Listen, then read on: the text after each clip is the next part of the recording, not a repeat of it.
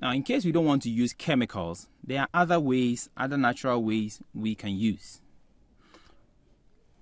In case we do not want to use chemicals, synthesized chemicals from the lab, we can use animal manure. When we talk of animal manure, we're talking about animal droppings. Example is cow dung.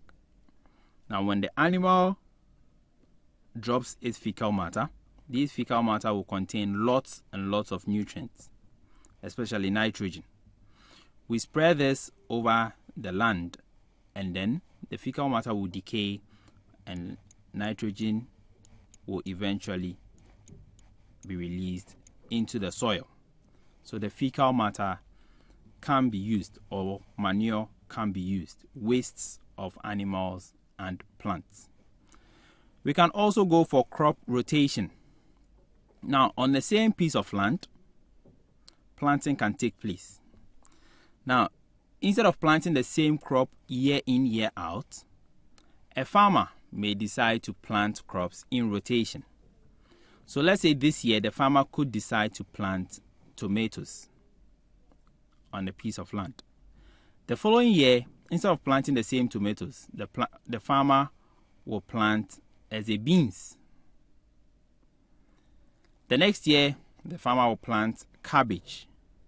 And then the following year, he or she will plant corn. Now, the reason why this method is efficient is because, now, one, crops use nutrients differently. And two, there should be legumes included in the crop rotation. Now, the legumes have nitrogen-fixing bacteria in their root nodules. They have nitrogen-fixing bacteria in their root nodules.